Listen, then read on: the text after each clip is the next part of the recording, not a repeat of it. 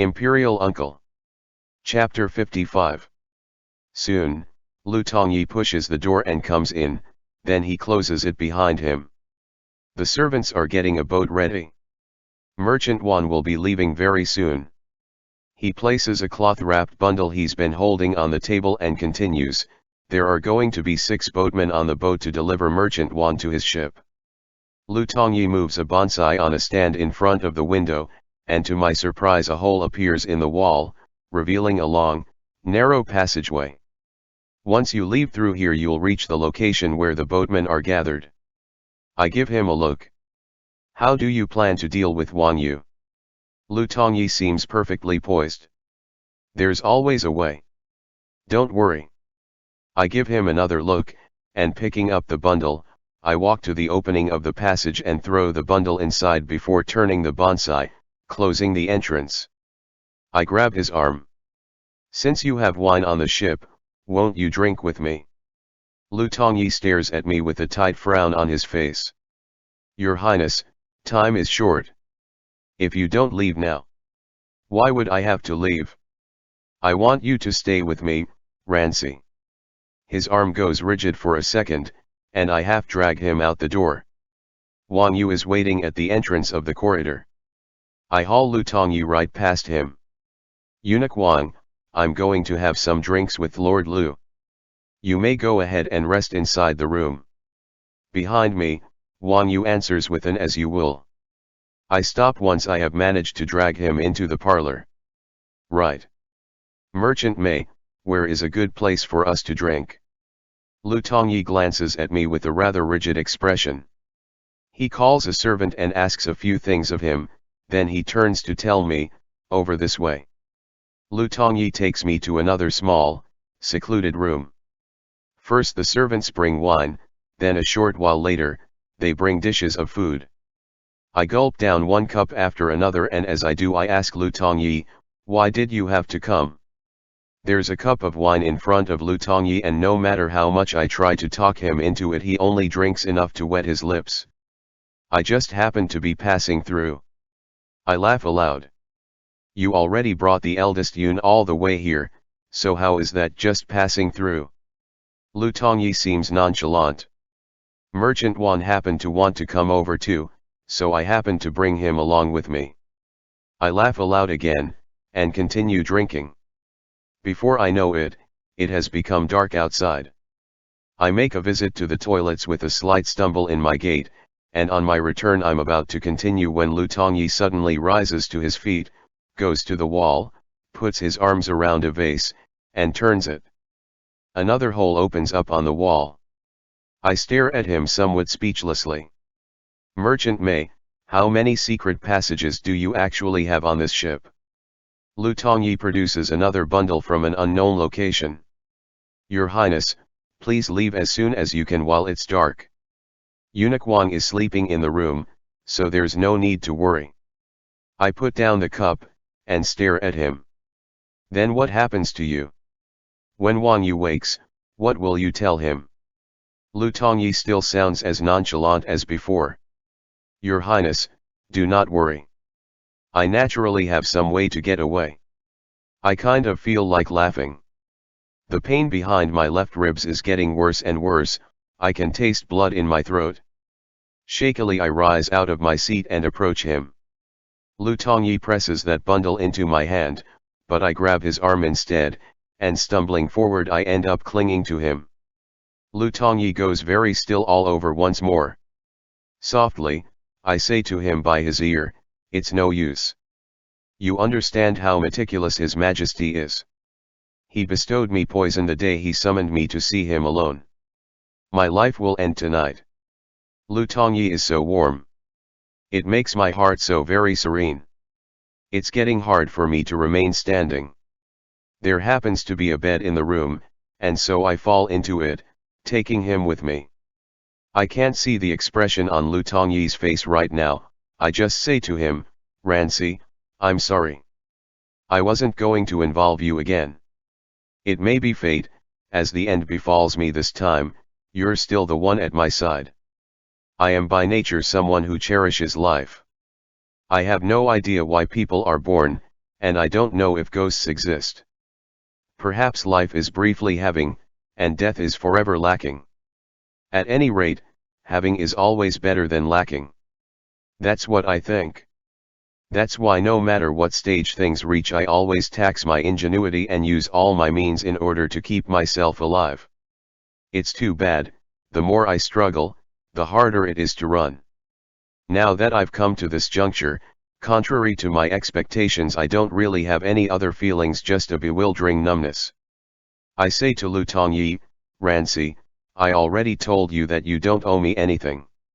You don't have to treat me this way, but thank you, for treating me this way. Seemingly from a great distance away, Lu Tongyi's voice says. I'm not doing this out of some feeling that I owe you something. Even less so am I doing this to hear you thank me. My mind at rest, I close my eyes.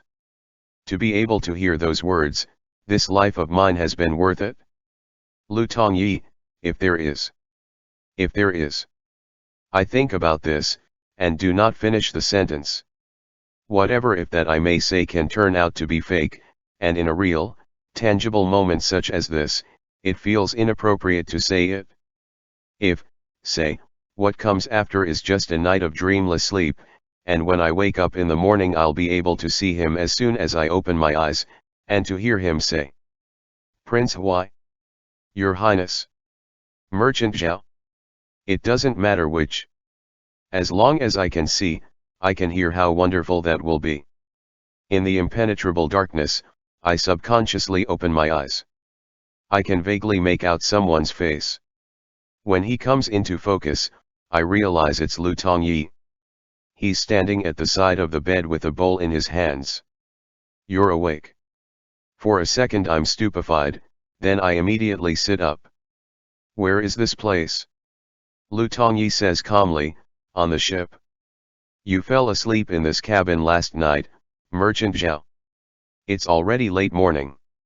Did you sleep well?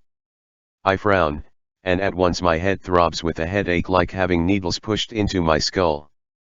Lu Tongyi hands me the bowl. I take it from him and gulp it down. Ranci, how did you find an antidote that saved me? You know, this antidote is rather tasty, pleasantly sweet, with the fragrance of Osman, thus pickled plum soup. Lu Tongyi says, this is pickled plum soup for hangovers. It wasn't like you were poisoned, so why would you need an antidote? My brain is hurting even more. I open my mouth, but no words come out. Lu Tongyi hands me a napkin before handing me a letter. I take the napkin and wipe my mouth, then I take the letter. A single line is written on the envelope: for your eyes only, Uncle. It is in Kijhe's writing. Lu Tongyi turns away with the empty bowl. Eunuch Wang left before dawn. He left behind this letter to pass on to you. I listen as Lu Tongyi's footsteps fade away and the doors are closed before I open the letter. There's no salutation nor is there an inscription, only a single line. I have always believed in you, Uncle, but you have never believed in me. It's near midday and quite sunny, making the surface of the ocean so shiny it hurts my eyes. I find Lu Tongyi in the shade beneath the deck, looking off into the distance. I wonder what he's looking at. At my approach, he says to me, Steward Wang wanted me to tell your highness that on the journey he was following strict orders from his majesty, and he'd like you to excuse his many trespasses. He also said that the blue-white porcelain jar is an old item that you've likely forgotten about, but his majesty wanted him to give it to you as a keepsake. He left the jar in the guest room. I don't say anything. After a moment of silence, Lu Tongyi turns to me. Merchant Zhao, I wonder what your plans are now. I meet his eyes. What plans would you like me to have, Merchant Mei? Lu Tongyi pauses, then says, I really shouldn't say too much about it, but if you still want to go to Java, I know where you can dependably board a good ship. I consider it, and tell him with a smile, well, that's not something I should trouble you with. I've gotten used to wandering from place to place, and I know how to get around. While the weather's good, farewell. I wrap the jar and whatever clothes and belongings Wang Yu left for me inside a bundle, and slinging it across my shoulders, I exit the cabin. Behind me, Lu Tongyi says, "Merchant Zhao." I turn to look at him. He says, "It's already noon. Why don't you stay for lunch before you go?" I laugh. "Better not. If I stay for lunch, the evening will come before we know it and I'll end up delaying my journey for a whole day." I turn back to leave once more, and Lu Tongyi says, again, "Merchant Zhao." And once more I turn to look at him. His lips move wordlessly, and then finally he tells me, "Take care. Take care, Merchant Mei. The way is long, but if it's in the stars, we'll meet again." I step off the gangway onto the shore, and after walking some distance, I turn to look back at the ship. I can sort of make out a figure standing at the prow, but the sunlight is so dazzling that I can barely see it. Perhaps it's not really there. I turn away, surrounded by people coming and going.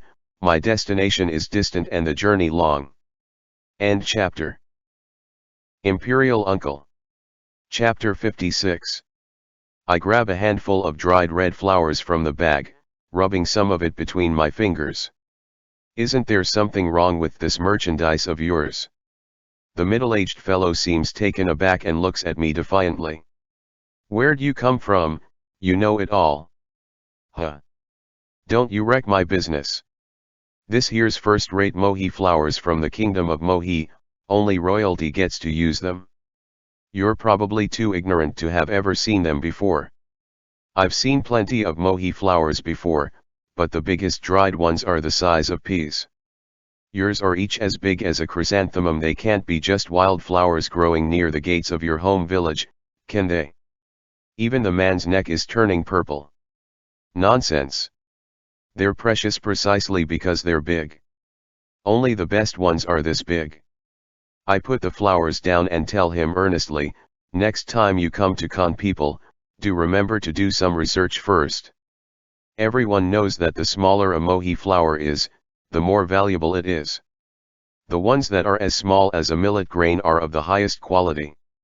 How did you manage to flip that whole concept around?" The man's eyes turn into two protruding pigeon eggs in his head, and some strong men drag him off to see the local official. I dust my hands off and say to the man who's been standing off to one side with his hands behind his back, "What a coincidence, Merchant Mei." Lu Tongyi gives me a slight smile. The steward next to him says to me, "Merchant Zhao, what a coincidence indeed. It's already the third time this month. Every time our general manager goes out to pick up merchandise he manages to run into you. Why else would we call it serendipity? There's a good restaurant right at the intersection past the pier. Want to have a drink together?" I ask. Lu Tongyi says, "Since you've helped us recognize counterfeited goods, naturally it'll be my treat, Merchant Zhao. But weren't you doing business in Java? How come the time before last when I went to pick up Japanese goods I ran into you, and last time when I went to pick up Korean goods I ran into you, and now that we're here picking up goods from the desert, here you are again?" I wave the question off, and heave a sigh. "Well, that's because I have free time. Maybe you know too, Merchant Mei, Java is really small. Size of a pellet. Aside from a few coconut trees there's nothing there. If I want to see the splendors of spring or perhaps some autumn chrysanthemums I'll have to stretch my legs and walk quite a ways." Lu Tongyi gives me a slight nod, but in the corner of his mouth he's holding onto a little wisp of a smile. "I suppose that's true. And you call this thing a monkey skull?" I hold a bowl in my palm to check its weight. On its brass inlaid edges hung a single piece of jade. It does make it rather heavy. The old man takes a deep breath and stretches out a tremulous hand. "Careful with that, Guv, don't drop it. It's the skull of an old monkey king. You see these 6 places?" He points at the spots on it where jade flowers and bits of copper are inlaid. "Those are where the monkey's 6-ear holes used to be. It was a 6-eared divine macaque, took 10 Kamen wizards to suppress its powers. See here, look at these charms. Anyone who isn't a nobleman like Merchant May here surely won't be able to tolerate it. I've already decided to sell it to him, so I must apologize, Guv Nor. I lift my gaze. It really is a valuable item. 10 Kamen wizards, taking an arduous trek all the way from the desert to the South Sea, just to forge this old coconut. The travel expenses alone must be quite the sum. The old man's eyes go wide. Now Guv Nor, you mustn't say such nonsense. What coconut? This is a skull of a powerful 6-eared macaque king. I laugh. But this monkey king is so old that the inside of the bones have taken on the grain of a coconut shell. I peel away the lacquer with a knife, revealing its true appearance. The old man sighs all the while as he leaves with the coconut in his arms. Lu Tongyi smiles at me. Merchant Zhao, you really are an expert. Of course I'm an expert in coconuts. In Java it's just coconut all over, it's hard not to become an expert. But Merchant May, I recall that you were the best at authenticating these things. How come even you nearly fell for it? I only know how to authenticate antiques. Coconuts on the other hand, I haven't seen many. I suppose that's true. I take him by the arm. With all that came before, who knows how many meals you've treated me to already? Yuanzhou is in the southern part of the empire, so shouldn't it be my turn to play host? Lu Tongyi smiles at me some more, letting me pull him towards the restaurant. Sure. End chapter. Imperial Uncle. Chapter 57. The rain is coming down in buckets. Beneath the eaves of a covered terrace I open an umbrella and the wind angled at me nearly sweeps me off my feet. The young waiter at the inn says to me, "Customer, you can't go out in this weather. Best to go back to your room and get some rest." I hear that quite a few boats have already capsized on that river since yesterday. I raise my eyes at the sky, and while the wind seems to be subsiding I decide to run out into the rain anyway. I got word that Ruhi came into the city the day before last, but unfortunately by the time I got here yesterday the inn they were staying at was already full. If I don't go there today, perhaps they'll be gone once it stops raining tomorrow. And besides, what with it raining so hard at noon they have to be eating down in the main hall, it would look more natural if I pretend I'm taking shelter from the rain. I haven't even taken a couple of steps before a gale blows my umbrella clean away. Turning back to the inn, I borrow a woven rush raincoat and a bamboo rain hat from the waiter, then continue to press forward with much difficulty. At the intersection that leads to the harbor I suddenly spot someone standing perfectly still in the storm as though at any moment the wind may snap him in half. The two people next to him are desperately trying to drag him away. The more I look at that figure, the more familiar it seems to me. As I get nearer I cannot help but call out loud, "Ran!" That person snaps around. I lift up the edge of my bamboo rain hat. Merchant May. I have never seen a Lu Tongyi in such a sorry state before. His hair and his clothes are all pasted onto his skin, he looks like a ghost who died of drowning. I try to make my face smile, but oddly, I cannot drag a smile out of myself. I find myself unable to do anything except to say somewhat unnaturally, "Merchant May. What a coincidence. We meet again." Lu Tongyi stares right at me, and he does smile. How true, what a coincidence. We meet again. I take off my rain hat to fasten it on Lu Tongyi's head and drag him back to the inn. I immediately send for hot soup and a bath, get ginger tea ready, but somehow Lu Tongyi still gets a fever right away. For 2 days in a row he throws up everything he eats. All his servants and stewards know to do is cry. His old steward says as he hangs off my sleeve, "It was lung problems that took the old master, and now if, the young master too, what are we to do, what are we to do?" Then the whole lot of them begin to whimper and sob like a chorus. I throw them all out. Late at night, I wring out a cool towel and place it over Lu Tongyi's forehead. I confess to him that none of our recent encounters were coincidental. It's true that I went to Java. For the month that I stayed there, I looked all around me at the coconut trees as far as the eyes could see and the monkeys on top of those trees, a piece of my heart feeling terribly, unbearably empty the whole time. I felt unsettled. At my age, any entanglements I may have had before, whether real or imaginary, are all like smoke and mirrors now. But when I had nothing to my name, there was someone I could trust, whom I could entrust things to, who could put my mind at ease, who could keep me company beyond all else, that is real, that is there. And this someone can only be Lu Tongyi. It doesn't matter whether he is the Chancellor Lu standing high in the halls of the imperial court, or the Mei Yong that manages Ruhi, or the master of a little residence in Celery Lane. I take Lu Tongyi's hand and tuck it beneath the blanket. So nothing must ever happen to you. Otherwise, when I really do meet my end in the future, who am I supposed to rely on? I'm about to get up to check the medicine pot when I hear a low, weak voice. Please don't ask me to do that again, you scared me 3 times. I've truly had quite enough. I wipe my nose and gulp down the cold medicine. 2 knocks sound at my door before Lu Tongyi's steward comes in. Merchant Zhao, our manager is already up and about. He said he'd like to have lunch with you.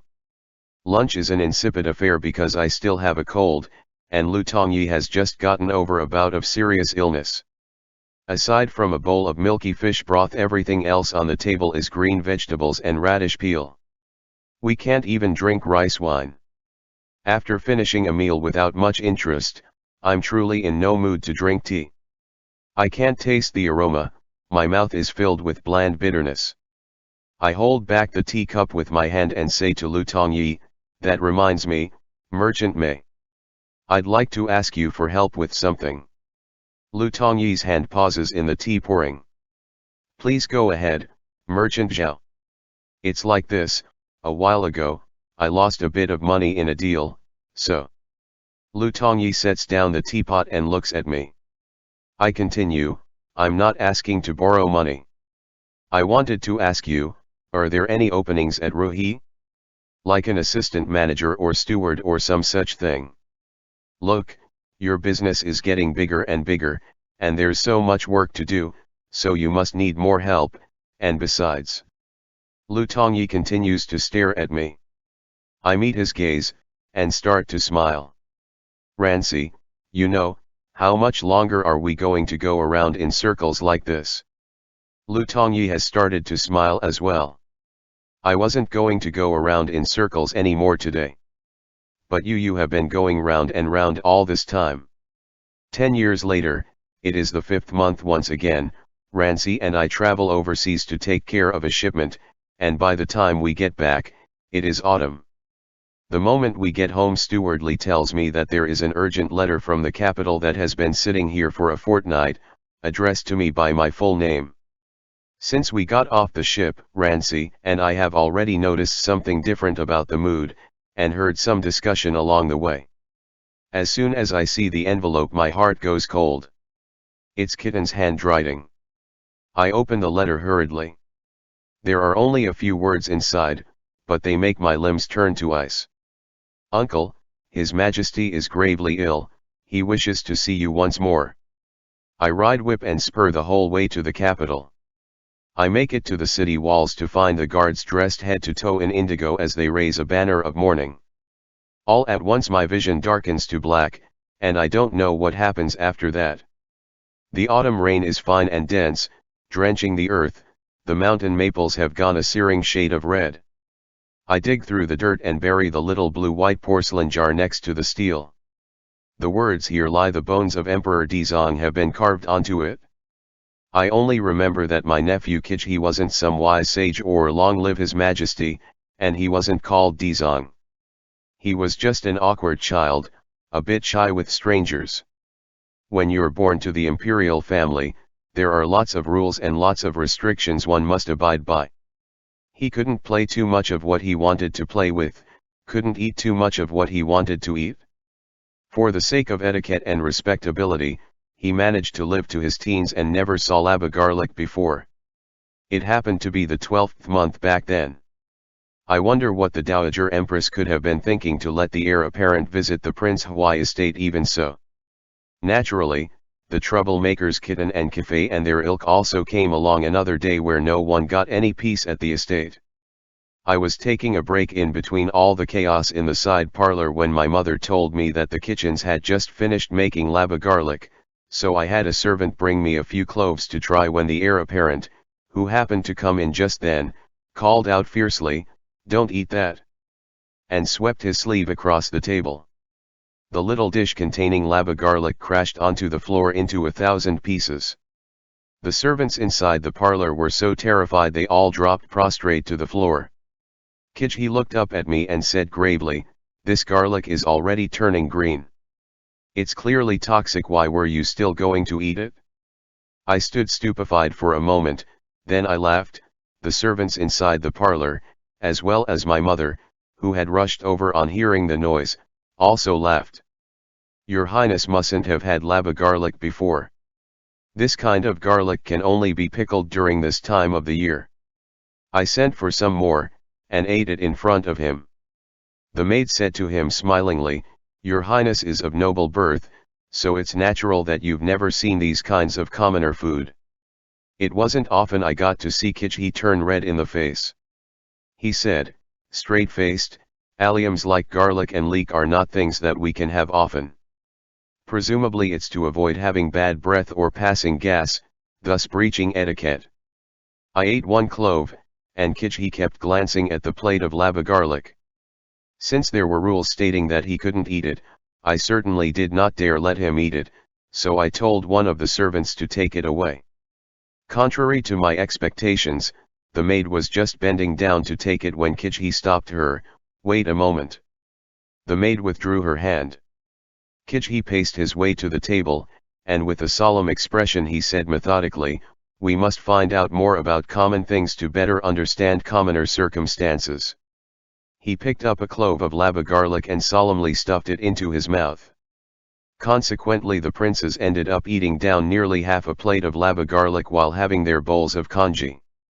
Kijhi ate the most out of the lot of them, and made my mother and I both quite worried that all the vinegar would get to his heart. At the end of the day I had one of the servants take a jar of lava garlic and transfer its contents to a little blue-white porcelain jar, and sent it along with Kijhi back to the palace so that the heir apparent could spend more time experiencing how commoners lived, and that, in the end, was that. I flattened the dirt with my hands and rise to my feet. Kitten says softly, "Uncle, you can't stay here too long. As long as your heart's thinking about him, the former emperor up above, will surely know." I turn around and dimly, vaguely, I think I hear someone behind me say, "Chinjun."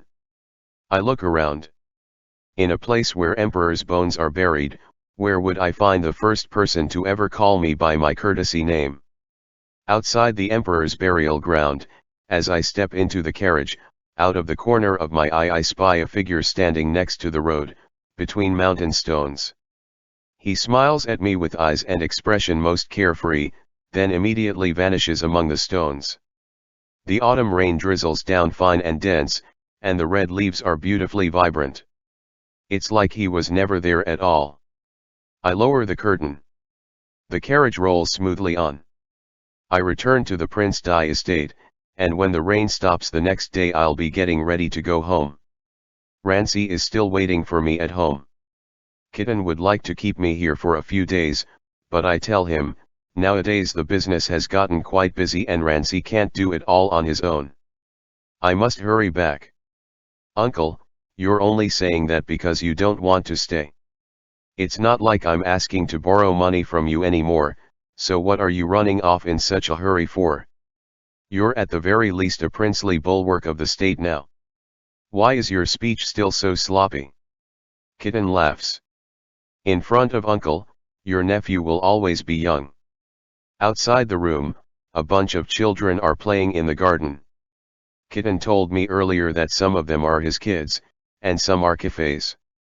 Because the Prince Dai estate is full of novel curios and antiques, and the place is well decorated with amusement in mind, they all like coming here to play. Beneath the awning of the garden's covered gallery, a few eunuchs are standing with a young man.